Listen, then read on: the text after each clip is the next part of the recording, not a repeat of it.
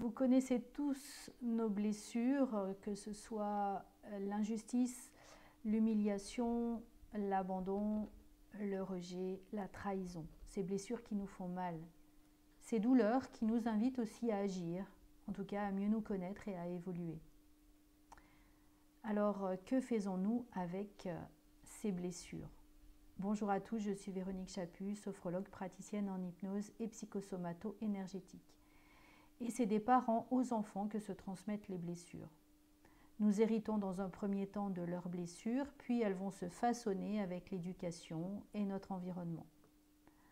En tout cas, elles vont avoir tendance à diriger nos vies et nous allons passer notre vie à pouvoir être poussés dans nos choix, dans nos comportements. Alors sommes-nous responsables ou coupables?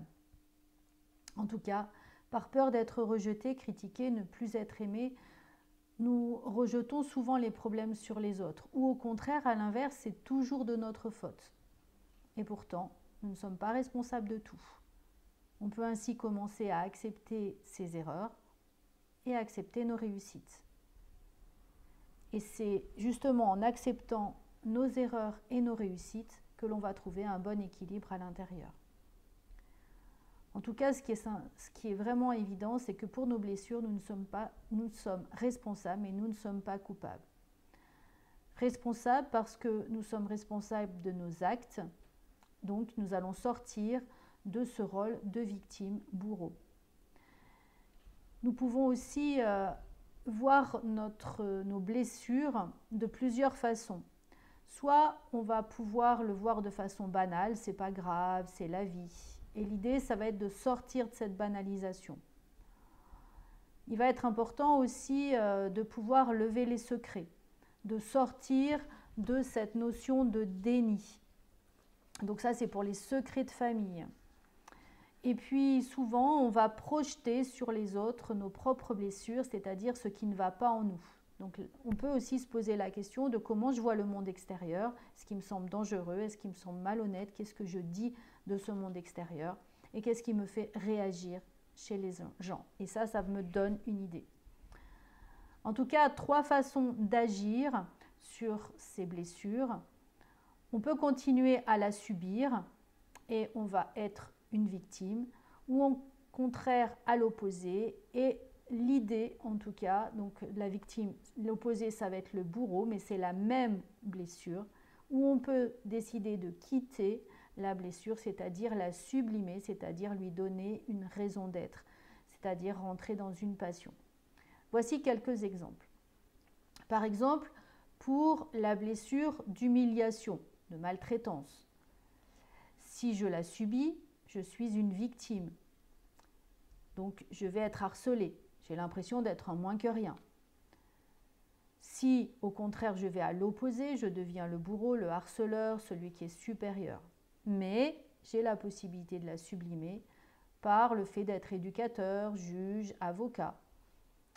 Si je prends la blessure d'abandon maintenant, on peut avoir l'impression dès la naissance, puis par la suite, à la crèche, à l'école, d'avoir été abandonné. Et oui, c'est vrai, nous avons quitté un état pour aller dans un autre état.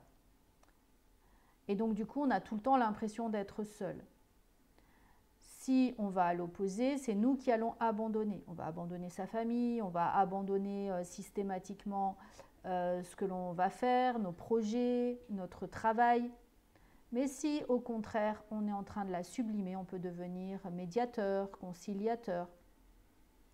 Si je prends la blessure de reconnaissance, la personne qui subit cette non-reconnaissance va devoir se suradapter, souvent au détriment d'antidépresseurs ou d'alcool ou de drogue. Si au contraire je vais à l'opposé, je vais donc devenir plutôt marginal, plutôt illégitime, j'ai l'impression de ne pas être à ma place. Et si je sublime cette blessure, je peux devenir prof, coach, entraîneur. Si je prends maintenant la blessure de rejet, je peux avoir l'impression d'être transparent. Si au contraire, je vais à l'opposé, je vais être hyperactif, je vais sans arrêt faire quelque chose. Et si je la sublime, comme Coluche par exemple, je vais travailler sur des restos du cœur. En tout cas, je vais être un rassembleur, je vais être dans des groupes de parole, etc.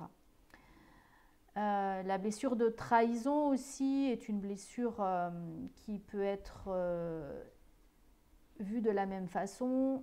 Si je la subis, je vais avoir tendance à être exploitée. Je vais être en colère, je vais subir la colère des autres. Les autres ne sont pas respectueux pour moi. Si au contraire, je vais à l'opposé, alors je vais tomber dans de la parano, on m'en veut, les autres sont dangereux, etc. Et pour pouvoir la sublimer, je vais peut-être travailler avec des enfants, tous les métiers avec les enfants, de la sage-femme à l'éducatrice. Mais je vais aussi avoir peut-être un penchant particulièrement agréable pour tout ce qui touche le monde animal. Et puis, il peut y avoir une dernière blessure d'injustice, par exemple. Il va toujours m'arriver des coups pendables, injustes, si je la subis. Si au contraire je vais à l'opposé, je deviens complètement un dictateur, un gourou, un despote. Et puis si j'arrive à la sublimer, alors je vais trouver ma place dans toutes les disciplines où il y a de l'ordre, de l'encadrement, de la justice, tout ce qui va être pompier, police, gendarmerie, etc. Voilà, j'espère que ce petit point, en tout cas autour des blessures, vous sera utile, vous permettra de voir ces 3 actions possibles face à une blessure, que vous puissiez en devenir complètement et totalement responsable et qu'à chaque fois, vous puissiez faire un pas pour pouvoir la sublimer.